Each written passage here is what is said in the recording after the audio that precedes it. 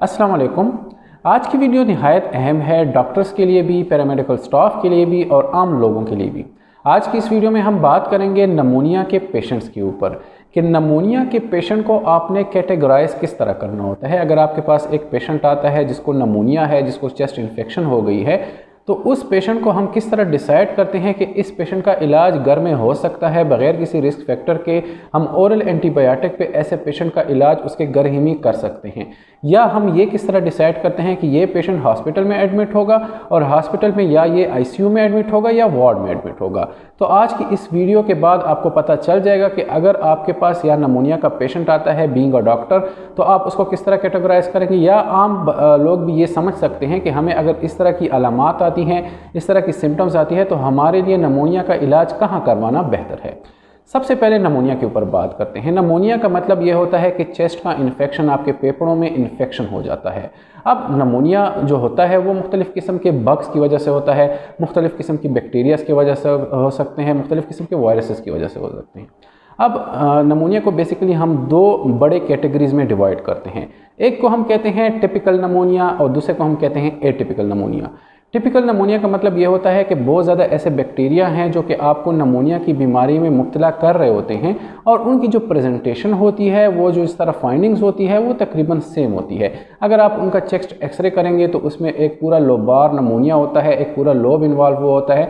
साथ ही साथ उनको जो टिपिकल सिम्टम्स होती है नमूनिया की, जिसमें बुखार आता है, जिसमें टिकिपनिया आ सकता है, जिसमें शॉर्टनेस ऑफ ब्रेथ आ सकती है, ये सारी सिम्टम्स आपको टिपिकल नमूनिया में मिल सकती हैं। अब एटिपिकल नमूनिया क्या होता है कि कुछ ऐसे बैक्टीरियाज हैं जो कि आपको एटिपिकल नमूनिया में मुब्तला करते हैं। उनकी फाइंडिंग्स, एक्सरे की फाइंडिंग्स, साथ ही साथ प्रेजेंटेशन, क्लिनिकल प्रेजेंटेशन जो होती है वो टिपिकल नमूनिया से थोड़ी सी डिफरेंट होती है। बेसिकली हम जब पेशेंट को डिवाइड करते हैं तो सबसे पहले हम टिपिकल और एटिपिकल नमूनिया को भी देखते हैं, उनकी सीवियरिटी को देखते हैं। उसके बाद जब हम पेशेंट को कैटेगराइज करते हैं घर के इलाज के लिए, हॉस्पिटल के इलाज के लिए, उसके लिए हम 5 क्राइटेरियाज लेते हैं। 5 ऐसे पॉइंट्स होते हैं जिनको मद्देनज़र रखते हुए हम ये डिसाइड करते हैं कि इस पेशेंट का इलाज किधर होगा। वो 5 पॉइंट कौन कौन से हैं और उसके बाद उसकी स्कोरिंग किस तरह होती है, आगे चल के हमको बताता हूँ। 5 पॉइंट में सबसे पहला पॉइंट होता है कन्फ्यूजन। कन्फ्यूजन का मतलब ये होता है कि अगर आपको नमूनिया हो गया है, आपको चेस्ट में इन्फेक्शन हो गई है, तो कहीं आपका पेशेंट कन्फ्यूज तो नहीं है। कन्फ्यूज हम 3 चीज़ों में ये लफ्ज़ इस्तेमाल करते हैं: टाइम, प्लेस, पर्सन। अगर उसको टाइम का पता नहीं चल रहा, वो बहुत ज़्यादा कंफ्यूज है, शाम के वक्त आपका पेशेंट आया है हॉस्पिटल, लेकिन उसको ये नहीं पता चल रहा, उसको लगता है कि ये सुबह का टाइम है। प्लेस का मतलब ये होता है कि उसको अपनी जगह का नहीं पता कि मैं घर में मौजूद हूँ, मैं हॉस्पिटल में मौजूद हूँ, मैं कहाँ मौजूद हूँ। पर्सन का मतलब ये होता है कि वो जिसके सराउंडिंग में उसके अटेंडेंट होते हैं, उसके बेटे हो सकते हैं, उसकी वाइफ हो सकती है, वो उनको भी नहीं पहचान रहा होता। तो ये होता है confusion. Confusion in time, place and person. अगर आपको कन्फ्यूजन है नमूनिया में तो ये एक स्कोर हो गया। दूसरे नंबर पर हम करते हैं यूरिया। यूरिया मतलब आपका ब्लड टेस्ट करते हैं, आपके खून में यूरिया की मिकदार देखते हैं। अगर ये 7 मिलीमोल से ज़्यादा होती है तब भी ये एक दूसरा पॉइंट होता है, और ये एक क्रिटिकल पॉइंट है आपके पेशेंट को हॉस्पिटल में दाखिल करने के लिए।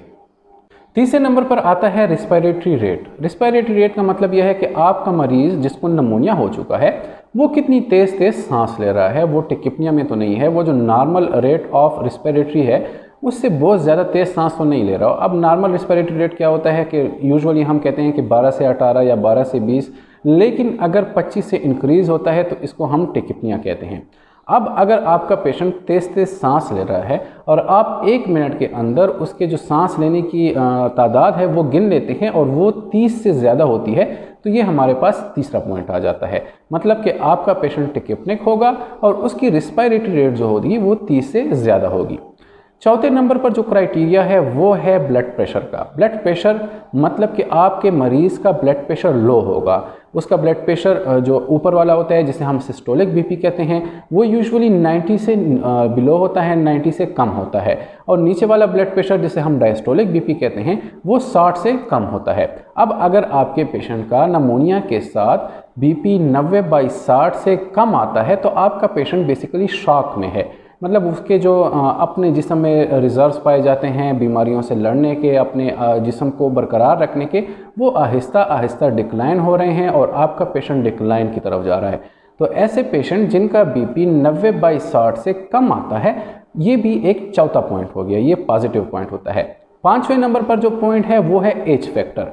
अगर जिस पेशेंट को ये सारी बीमारी हो चुकी है, उसको नमोनिया हो चुका है, उसकी एज अगर 65 साल से ज़्यादा है तो पॉजिटिव फैक्टर है, 65 साल से कम है तो हम इसको 0 स्कोर देते हैं। अब ये 5 पॉइंट्स मैंने आपको बताए हैं। सबसे पहले नंबर पर कन्फ्यूजन है, यूरिया है, टिकेपनिक है मतलब रिस्पिरेटरी रेट ज़्यादा है, उसके बाद ब्लड प्रेशर कम है और एज ज़्यादा है। अब इन पॉइंट्स को हम सारा कंबाइन करते हैं। अगर इनमें से 0 या 1 पॉइंट पॉजिटिव आता है तो ऐसे मरीज़ों का इलाज कामयाबी से आप घर में कर सकते हैं, क्योंकि इनकी मोर्टेलिटी रेट कम होती है, ये पेशेंट इतने ख़तरे में नहीं होते, तो इनका इलाज आप आसानी से घर में ओरल एंटीबायोटिक के थ्रू कर सकते हैं। लेकिन अगर इन्हीं फैक्टर्स के जो पॉजिटिव पॉइंट्स होते हैं वो 2 या 3 आते हैं तो ऐसे मरीज़ों का हॉस्पिटल में एडमिशन ज़रूरी है। बेशक आप उनको वार्ड में एडमिट करते हैं, वार्ड में उनको IV एंटीबायोटिक्स लगती हैं, वार्ड में उनका बाकी इलाज होता है और वो उनका जो रिस्क होता है, जो उनकी मोर्टेलिटी होती है वो इंटरमीडिएट लेवल पे होती है, वो इतने ज़्यादा सीरियस नहीं होते, लेकिन फिर भी उनका एडमिशन हॉस्पिटल में ज़रूरी होता है, क्योंकि ऐसे पेशेंट अगर प्रॉपर उनको IV एंटीबायोटिक ना दी जाए तो वो कभी भी डिक्लाइन कर सकती है। तो ऐसे पेशेंट का इलाज हॉस्पिटल में करवाना ज़रूरी है और उनका वार्ड में दाखिला ज़रूरी होता है।